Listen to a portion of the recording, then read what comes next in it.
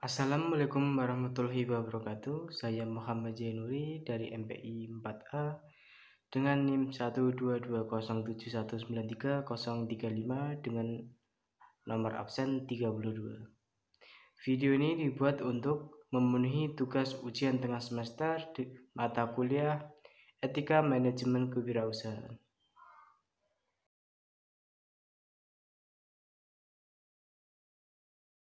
Manajemen, menurut Ricky W. Griffin, manajemen adalah proses perencanaan, pengorganisasian, pengkoordinasian, dan pengawasan sumber daya untuk mencapai suatu sasaran secara efektif dan efisien. Nah, efektif di sini diartikan pada pelaksanaan tugas yang dilakukan sesuai dengan perencanaan yang telah dibuat sebelumnya. Kemudian efisien di sini diartikan kepada penyelesaian tugas yang dilaksanakan secara benar, terorganisir, dan sesuai dengan jadwal. Adapun pengertian lain yang disampaikan oleh George R. Terry yang seperti kita ketahui sekarang disebut dengan POAC, yaitu manajemen merupakan proses khas yang terdiri dari tindakan-tindakan meliputi planning, organizing, actuating, and controlling yang dilakukan untuk menemukan serta mencapai sasaran yang telah ditetapkan melalui pemanfaatan sumber daya manusia dan sumber daya lainnya. Nah, pengertian dari George R. Terry inilah yang diadopsi kepada manajemen yang ada di sekarang. Karena George R. Terry ini menyampaikan bahwa ada 4 tahapan dalam manajemen, yaitu planning, organizing, actuating, and controlling. Nah, kemudian manajemen dikatakan sebagai ilmu. Pertama, tersusun secara sistematis dan teratur. Manajemen seperti yang kita ketahui tersusun antara yang namanya perencanaan, organizing, kemudian ada yang pelaksanaan, ada juga yang namanya pengawasan. Nah, dari sini kan manajemen itu tersusun secara sistematis dan teratur. Artinya dari awal sampai akhir, bukannya dari awal kemudian kita melangkah ke sampai akhir. Nah, proses ini harus melalui tahapan-tahapan yang benar. Nah, karena itulah yang namanya manajemen itu sistematis dan teratur. Nah, kemudian yang kedua, objektif yang rasional. Artinya manajemen ini mengkaji kepada objektif yang rasional. Objektif di sini dikatakan yaitu seorang manusia. Namun, manusia di sini bukan secara subjektif. Tapi manusia di sini lebih kepada yang namanya objektivitas untuk yang namanya penyelesaian pekerjaan manajemen. Nah, kemudian yang ketiga dapat dijadikan sebagai teori. Nah, seperti yang kita ketahui, banyak sekali teori yang menjelaskan tentang yang namanya manajemen. Nah, di sini dapat kita ketahui bahwa manajemen bisa dikatakan sebagai ilmu karena mengandung 3 unsur tadi. Kemudian manajemen sebagai seni. Nah, manajemen sebagai seni ini adalah bagaimana cara seorang pemimpin mempengaruhi pegawai atau bawahannya untuk melaksanakan tugas sehingga berjalan dengan efektif dan efisien. Nah, pengertian dari manajemen sebagai seni di sini yaitu kemampuan seorang pemimpin dalam mempengaruhi bawahan. Nah, mempengaruhi bawahannya ini untuk yang namanya pelaksanaan tugas dari bawahan sehingga bertanggung jawab dan menyelesaikan tugasnya secara efektif dan efisien. Nah, dalam mempengaruhi bawahan tersebut, seorang pemimpin harus berwibawa, berkarisma, dan dapat memotivasi yang namanya bawahan. Nah, dari sinilah dapat kita ketahui bahwa manajemen bisa dikatakan sebagai sebuah seni. Kemudian yang ketiga, manajemen sebagai profesi. Yang pertama, suatu jabatan supaya dapat disebut profesi, maka jabatan itu harus berdasarkan suatu wadah ilmu pengetahuan yang sistematis. Nah, bisa kita ketahui bahwa manajemen adalah sebagai ilmu. Nah, dari sini dapat kita ketahui bahwa suatu jabatan supaya dapat disebut profesi, jabatan itu harus berdasarkan suatu wadah ilmu pengetahuan. Nah, dapat digarisbawahi ilmu pengetahuan ini sudah didapatkan oleh sebuah manajemen. Nah, kemudian yang kedua, suatu profesi menuntut waktu yang lama untuk spesialisasi. Nah, spesialisasi di sini artinya proses pembangunan suatu organisasi berdasarkan pada manajemen. Nah, suatu profesi di sini menuntut waktu yang lama untuk spesialisasi. Artinya waktu itu adanya proses di dalamnya, yaitu seperti perencanaan, pengorganisasian, pelaksanaan, dan evaluasi atau pengawasan. Nah, dari sini dapat kita ketahui bahwa waktu lama tersebut digunakan untuk pelaksanaan proses serta yang namanya inovasi dari proses tersebut. Kemudian yang ketiga, suatu profesi selalu membuka kesempatan dan menyediakan bagi anggota-anggotanya untuk mengikuti latihan guna peningkatan dan penyegaran pengetahuan mereka. Seperti yang kita ketahui, dalam manajemen ada yang namanya supervisi. Nah, supervisi ini dilakukan oleh seorang pemimpin untuk yang namanya pengembangan dari anggota-anggotanya. Nah, pengembangan anggotanya ini seperti yang kita ketahui, misal dalam sekolah guru diikutkan seminar, latihan ke provinsi dan lain sebagainya. Kemudian yang keempat, suatu profesi menghendaki penelitian dan penyelidikan secara ilmiah dan berkelanjutan. Artinya yang namanya manajemen ini harus secara kontinu berkembang. Nah, perkembangan ini dikehendaki dengan secara ilmiah. Artinya manajemen ini harus terus berinovasi agar dapat yang namanya mendapatkan suatu sistem manajemen yang digunakan oleh organisasi tersebut bisa berjalan secara efektif dan efisien dan sesuai dengan kondisi yang ada. Nah, dari empat penjelasan tadi dapat kita ketahui bahwa manajemen bisa dikatakan sebagai suatu profesi. Kemudian ada lagi yang namanya manajemen sebagai proses. Manajemen sebagai proses di sini artinya manajemen adalah suatu proses yang berjalan. Nah, artinya proses berjalan ini secara sistematis terencana. Seperti yang kita ketahui, manajemen memiliki 4 prinsip, yaitu planning, organizing, evaluating, and controlling. Nah, dari 4 prinsip ini, ya ini kan yang namanya proses. Artinya dari perencanaan, kemudian kita mengorganisasikannya, kemudian kita melaksanakannya, kemudian kita awasi. Nah, dalam pengawasan ini ada yang namanya evaluasi. Evaluasi di sini adalah untuk melihat kesalahan-kesalahan atau hambatan-hambatan yang terjadi dalam pelaksanaan, sehingga dalam perencanaan yang akan datang bisa kita perbaiki dan kita antisipasi.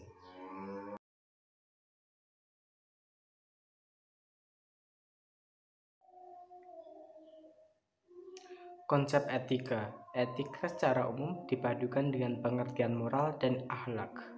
Menurut Agus Arijando, etika dapat diartikan sebagai segala hal yang berkaitan dengan nilai-nilai tata cara hidup yang baik, secara kebiasaan yang dianut dan diwariskan dari individu ke individu untuk dari satu generasi ke generasi yang lainnya.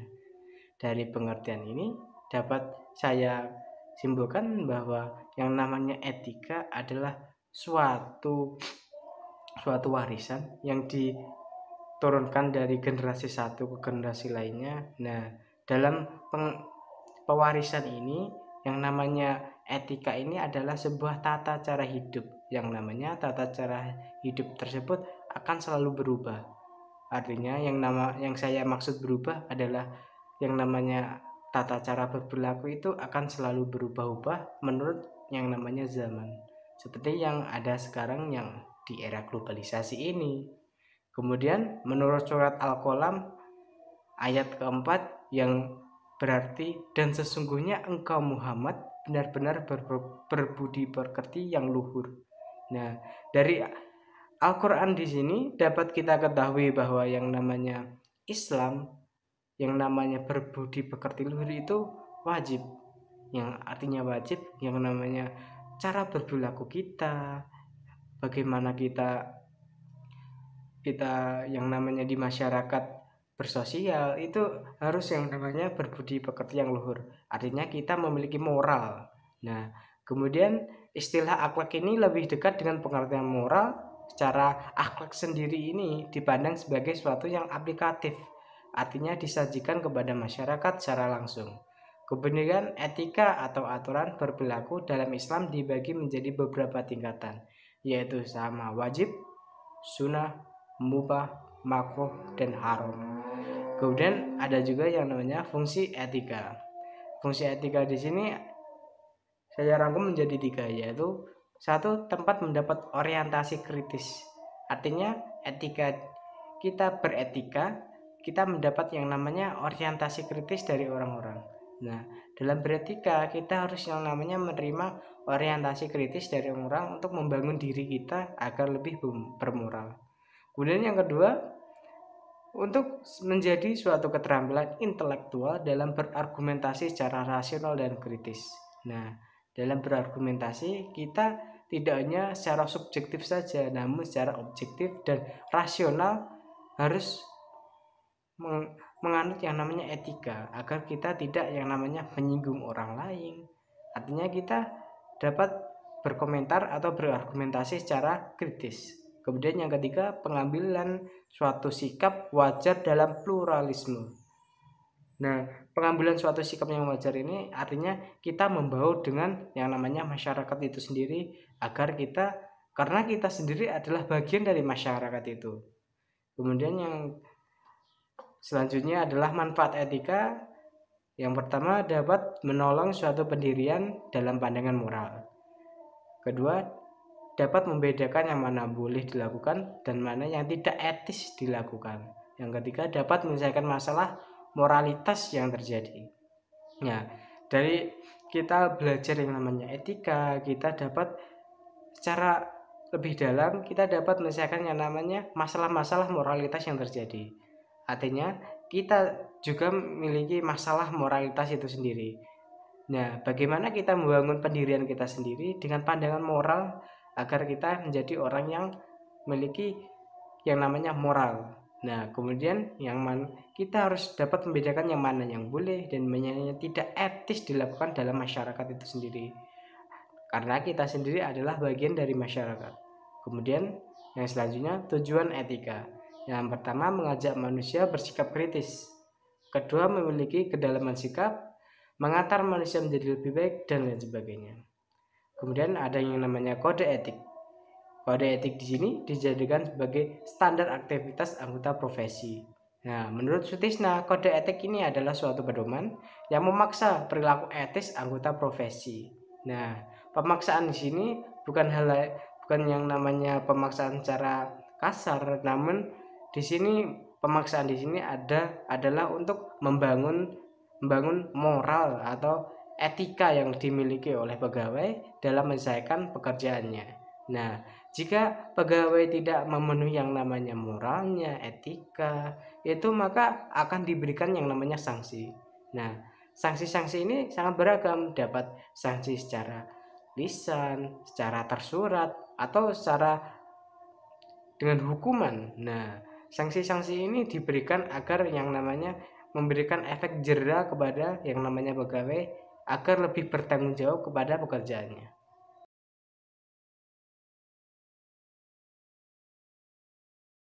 Menurut R. Heru Kristanto, kewirausahaan adalah ilmu, seni, maupun perilaku, sifat, ciri, dan watak seseorang yang memiliki kemampuan dalam mewujudkan gagasan inovatif ke dalam dunia nyata secara kreatif.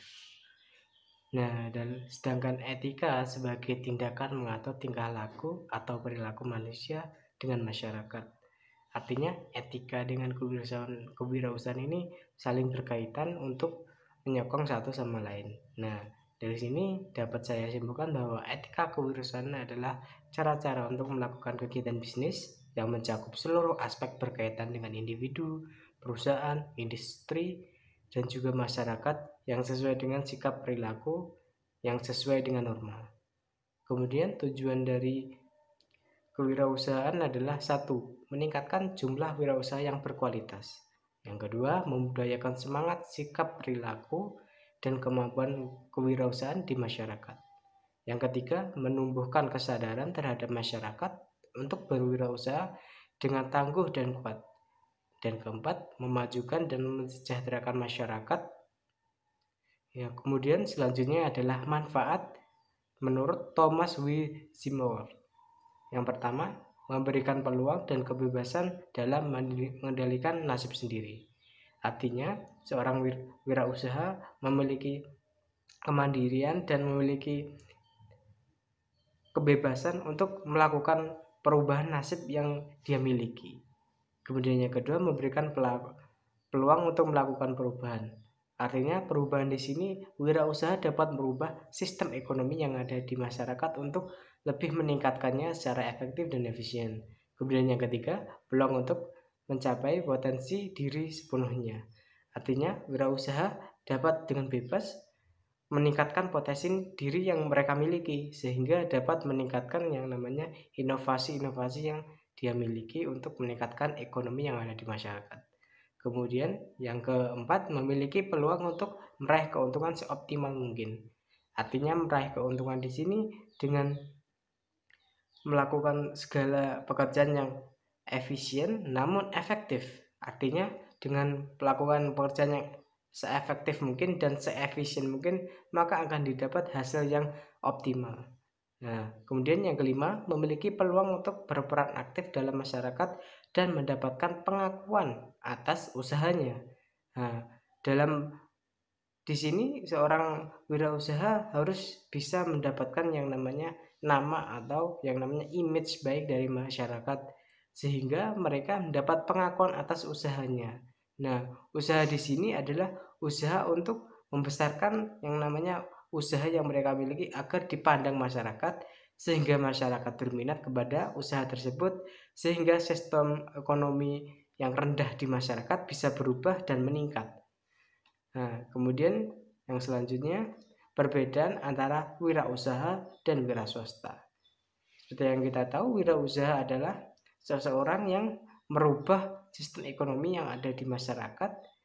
Nah, kemudian sedangkan yang namanya wira swasta adalah seseorang yang berani dengan sendiri, mandiri, membentuk usaha sendiri untuk mendapat penghasilan sendiri. Nah, di sini perbedaannya adalah wirausaha berbondong bersama-sama dengan masyarakat membangun usahanya, sedangkan wira swasta adalah seseorang yang dengan mandiri membangun usahanya untuk mencukupi kebutuhannya. Sehingga di sini wira usaha dan wira swasta memiliki perbedaan seperti yang saya sebutkan tadi.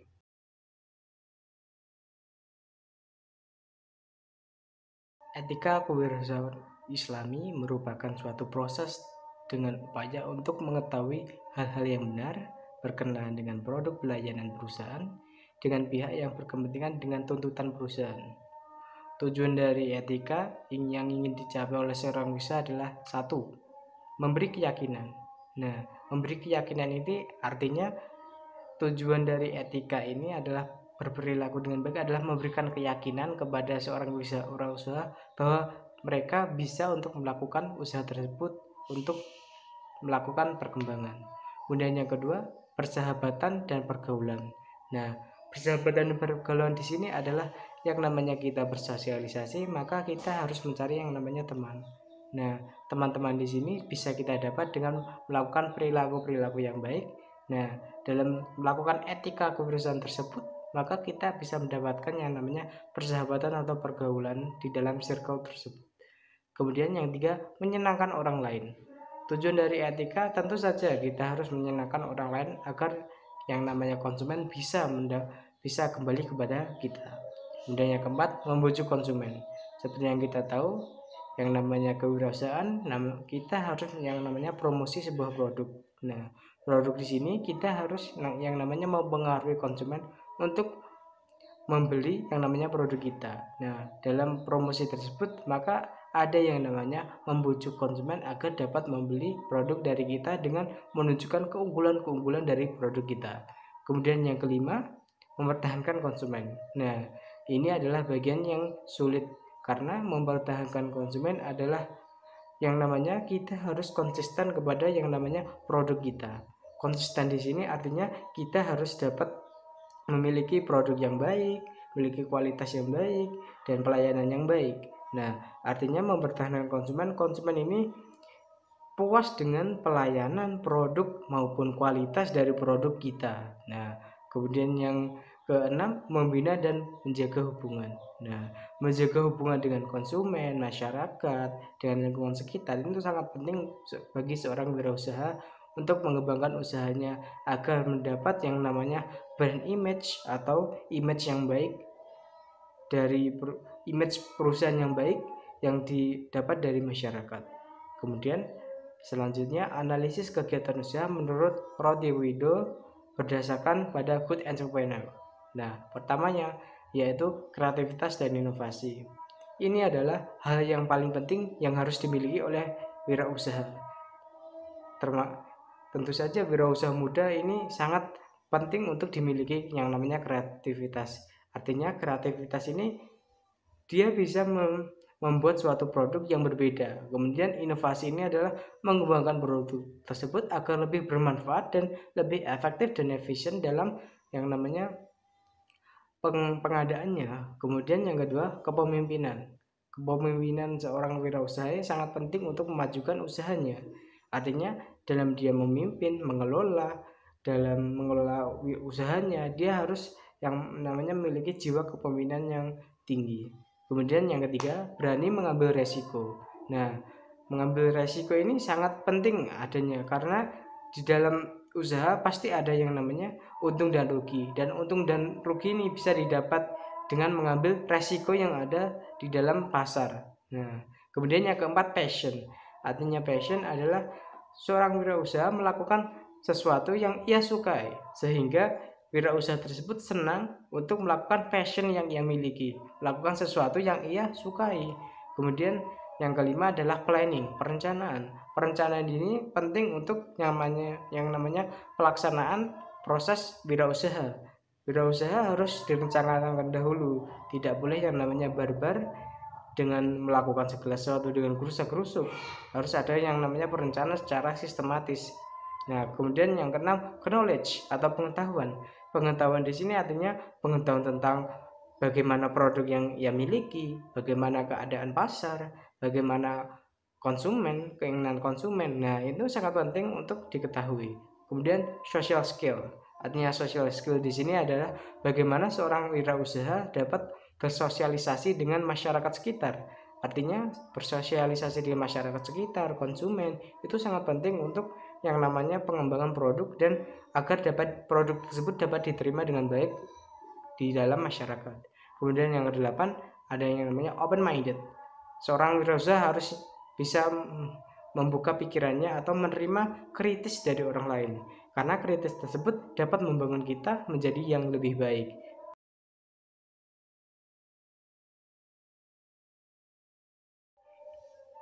Sifat-sifat yang perlu dimiliki oleh seorang wirausaha. 1. Motivasi untuk berprestasi. Kedua, selalu perspektif. Ketiga, memiliki kreativitas tinggi. 4. Berperilaku inovatif. 5. Berkomitmen dalam pekerjaan. Keenam, memiliki etos kerja dan tanggung jawab.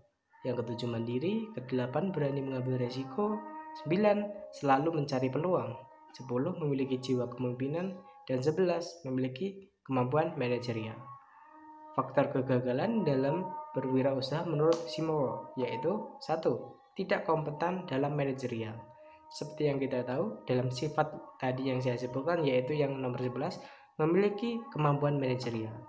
Nah, manajerial ini sangat penting untuk pengelolaan, baik itu dalam keuangan, perencanaan, atau dalam pengorganisasian di dalam usaha tersebut. Nah, jika dalam usaha tersebut seorang wirausaha tidak kompeten dalam manajerialnya, maka dapat dipastikan usaha tersebut akan gagal. Kedua, kurang pengalaman baik dalam kemampuan teknik.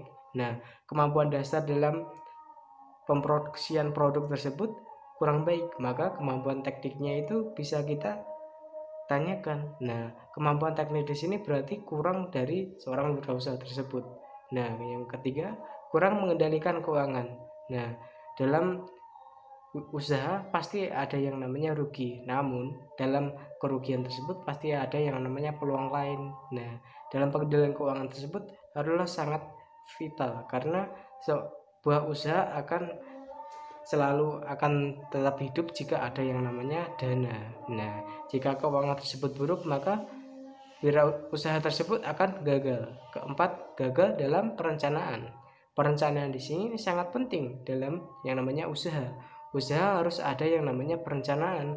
perencanaan di sini harus strategis. Yang namanya strategis yaitu perencanaannya harus sesuai dengan yang mereka inginkan, sesuai passion dari seorang wirausaha tersebut. Namun jika perencanaan tersebut sudah hancur, maka dapat dipastikan usaha tersebut mengalami kegagalan. Kemudian yang kelima, lokasi kurang memadai. Artinya kurang memadai, lokasi tersebut kurang strategis untuk yang namanya usaha. Usaha harus yang namanya memiliki lokasi yang strategis. Kemudian yang keenam, kurangnya pengawasan peralatan. Nah, pemeliharaan peralatan di sini sangat penting untuk yang namanya kelangsungan usaha. Artinya tidak setiap hari kita mengeluarkan uang untuk yang namanya pengadaan peralatan, sehingga kita dapat memelihara peralatan tersebut dengan baik untuk didaya gunakan kembali.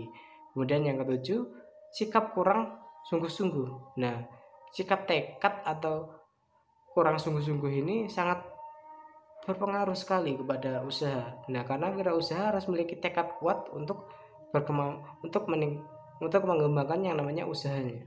Kemudian yang kedelapan, ketidakmampuan dalam transisi. Nah, ketidakmampuan dalam transisi ini sangat penting karena yang namanya usaha tidak selalu yang namanya mulus, yang seperti istilah roda berputar. Nah, dalam misalnya saja saya contohkan kepada seperti era sekarang kita menghadapi yang namanya pandemi, artinya usaha harus yang namanya bisa transisi ke menyesuaikan dengan yang namanya protokol kesehatan yang diadakan oleh pemerintah. Nah, maka di situ hadirnya usaha online. Nah, usaha online ini adalah sebuah transisi dari usaha yang tadi misalnya kita harus bertemu langsung. Nah, kita dengan ini bisa melakukan online. Nah, online di sini kita bisa memesan dari rumah, diantar langsung ke rumah. Nah, berbeda dengan yang dulu kita harus mengambil yang namanya usahanya untuk membeli sebuah produk. Nah, transisi ini sangat penting bagi wirausaha untuk mengembangkan usahanya agar tetap berjalan dengan baik.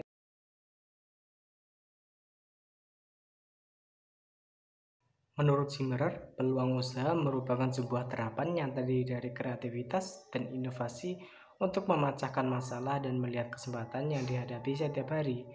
Artinya, yang dijelaskan oleh Zimmerer di sini adalah yang namanya wirausaha akan mendapat yang namanya masalah. Nah, masalah ini akan dilakukan suatu pemecahan masalah. Nah, pemecahan masalah di sini akan muncul yang namanya sebuah kesempatan atau peluang di sini akan dihadapi setiap hari. Nah, peluang di sini bisa kita dapatkan dari seperti yang namanya pengambilan resiko. Nah, pengambilan resiko ini bisa membuka yang namanya peluang.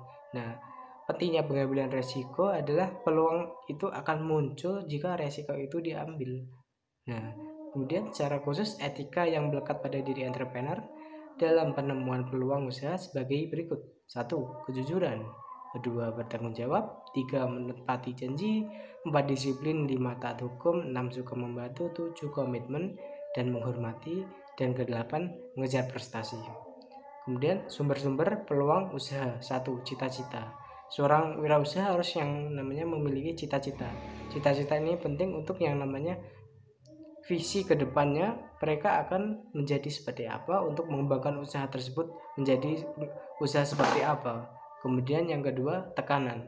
Nah, tekanan di sini seorang wirausaha akan pasti mendapat tekanan. Tekanan di sini akan membuka yang namanya peluang. Peluang di sini muncul karena wirausaha ingin bebas dari yang namanya tekanan tersebut. Kemudian yang ketiga, kecenderungan pasar. Nah, pasar di sini sangat mempengaruhi yang namanya peluang usaha. Peluang usaha tersebut muncul karena kecenderungan pasar yang selalu berubah-ubah. Misal pasar ingin mendapat produk A dengan kualitas B, atau mereka ingin dengan produk C dengan kualitas B, atau yang sebaliknya. Nah, kemudian yang keempat, inovasi baru. Artinya produk-produk yang dihasilkan harus memiliki inovasi. Inovasi di sini adalah memiliki faktor manfaat yang lebih baik dari produk-produk sebelumnya. Kemudian yang kelima, komplement produk. Komplement produk adalah produk yang seperti komplement, seperti yang namanya apa? Seperti penghias, aksesoris. Nah, itu akan membuka yang namanya peluang dari produk usaha. Kemudian yang keenam, peristiwa khusus. Peristiwa khusus ini misalnya peristiwa-peristiwa yang terjadi di lingkungan sekitar kita. Di lingkungan sekitar kita misal ada yang namanya pameran, ada yang namanya karnaval. Nah, di situ akan membuka yang namanya peluang usaha secara dadakan. Nah, kemudian yang ketujuh ada yang namanya wawasan. Wawasan di sini adalah pengetahuan yang dimiliki oleh wirausaha untuk menciptakan sebuah peluang. Artinya, wirausaha dapat menciptakan peluang dengan wawasan yang ia miliki. Nah, kemudian yang kedelapan, bahan bacaan. Nah, jika kita sebagai mahasiswa pasti suka yang namanya membaca. Nah, membaca di sini sangat penting untuk menambah yang namanya pengetahuan. Nah, pengetahuan bisa didapat dengan yang namanya membaca. Nah, membaca di sini dapat juga membuka yang namanya peluang usaha. Peluang usaha ini timbul karena keinginan kita untuk yang namanya berwirausaha. Berwirausaha ini muncul karena bahan bacaan yang kita baca itu memiliki peluang untuk dijadikan usaha. Nah, kemudian yang kesembilan, ide tiba-tiba. Ide tiba-tiba ini misalnya sekarang ini kita melakukan transisi dari yang namanya kita melakukan kegiatan seperti biasa, kemudian kita harus menghadapi yang namanya pandemi, maka yang namanya wirausaha pasti akan berubah seperti yang namanya transisi tadi. Nah, dalam transisi tersebut seorang wirausaha harus dapat berubah yang namanya usahanya menyesuaikan dengan lingkungan. Nah, ide tiba-tiba ini adalah contoh dari yang namanya transisi tersebut.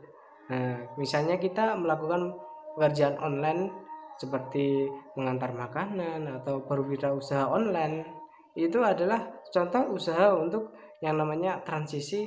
Nah, transisi ini adalah contoh dari yang namanya ide tiba-tiba ini. Terima kasih, sekian dari saya. Terima kasih atas perhatiannya. Wassalamualaikum warahmatullahi wabarakatuh.